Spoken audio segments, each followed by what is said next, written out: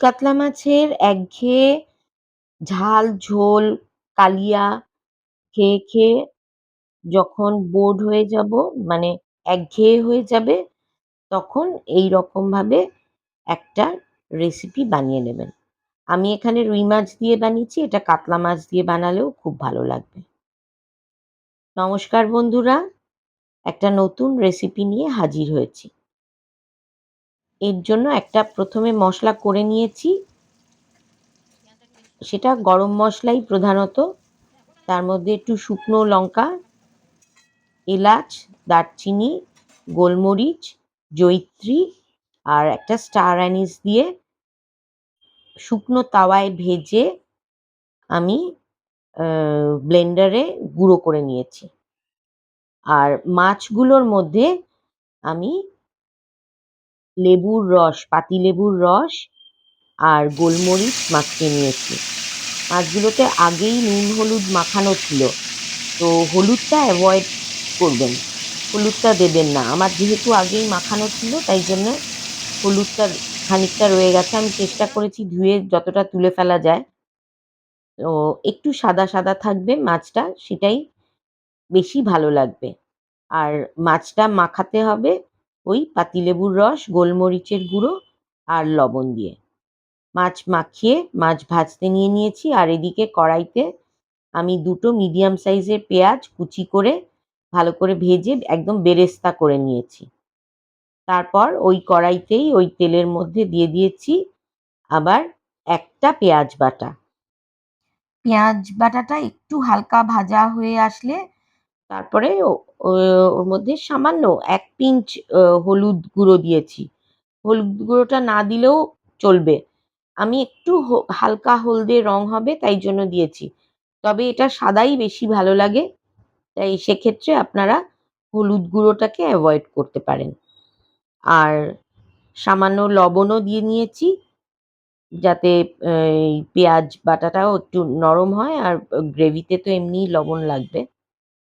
এরপর আবার নাড়িয়ে চাড়িয়ে ভালো করে একটু কষিয়ে নিচ্ছি। কষাতে কষাতে একটু আঁচটা এই সময় একটু হাই হিটে রাখতে হবে, কিন্তু বারবার নাড়াতে হবে।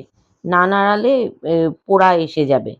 আর যে মশলাটা গুঁড়ো করেছিলাম, ওই ভেজে শুকনো তাওয়ায় ভেজে গুঁড়ো করা মশলাটা, ওই মশলাটা দিয়ে দিলাম, সাথে 1 চামচ চিলি ফ্লেক্সও দিলাম। এই রান্নাটার নামই হচ্ছে মরিচ রুই, নামটা যদিও আমি দিয়েছি। মানে এটা একটু ঝাল ঝাল হবে, তবে কেউ যদি ঝালটা কম খান, সবই দেবেন, একটু পরিমাণে কম দেবেন। মশলাটা একদম ভাজা ভাজা হয়ে গেছে, তখন আঁচটা একদম মিনিমাম করে লোতে করে দিয়ে দিলাম এখানে 2-3 চামচ ফ্যাটানো টক দই। টক দইটা দিয়ে ওই যে যে বাটিতে টক দইটা ফেটিয়েছি, ওই বাটিটার মধ্যে টক দই একটু লেগেছিল, সেটাই আবার একটু জল দিয়ে গুলে ওর মধ্যে দিয়ে দিয়েছি। আমাদের এই জলে হবে না, আরো জল লাগবে। আচ্ছা, এরপর দিয়ে দিলাম কিছু কাঁচা লঙ্কা। কাঁচা লঙ্কা আমি এখানে গোটা গোটাই দিয়েছি, আর কেউ ঝাল বেশি খেতে চাইলে কাঁচা লঙ্কাগুলো একটু চিড়ে দিতে পারেন। কাঁচা লঙ্কাটা এখানে দেওয়ার কারণ গন্ধের জন্য। আর দিয়ে দিলাম স্বাদমতো লবণ আর চিনি। আবারও একটু নাড়িয়ে চাড়িয়ে নিতে হবে। একটু ঝোলটা ফুটে উঠলে তার মধ্যে আমরা দিয়ে দেবো আবার খানিকটা গোলমরিচের গুঁড়ো। আমি বারবার বলছি এটা একটু ঝাল ঝাল রান্না, তাই জন্যে এর মধ্যে ঝালের প্রয়োগটা একটু বেশি। শুকনো লঙ্কা, চিলি ফ্লেক্স, গোলমরিচের গুঁড়ো, কাঁচা লঙ্কা সবই ঝাল ঝাল, তাই ঝাল যদি একটু কম করে খেতে চান, তাহলে সব ঝালের পরিমাণ একটু কমিয়ে দেবেন। এরপর দিয়ে দিলাম পেঁয়াজ বেরেস্তাটা, দিয়ে এবার একটু ফুটিয়ে নিতে হবে। পেঁয়াজ বেরেস্তা আমি এখানে দিয়েছি, আর খানিকটা আমি রেখে দিয়েছি অল্প। আর এরপরে দিয়ে দিচ্ছি আরেকটু জল। আমি এখানে গরম জলটাই দিয়েছি। প্রায় 1 কাপ মতন জল দিলাম, একটু ঝোল ঝোল হওয়ার জন্য। তবে এটা খুব বেশি ঝোল ঝোল ভালো লাগবে না, এটা একটু মাখা মাখা হলেই স্বাদটা বেশি ভালো লাগবে। এবার ভেজে রাখা মাছগুলো এর মধ্যে দিয়ে দিলাম। ঝোলটাও ফুটে উঠেছে। খানিকটা এবার ভালো করে হাই হিটে ফুটিয়ে নেব। ফুটিয়ে নেবার পর ঠিক এই রকম চেহারা হয়েছে।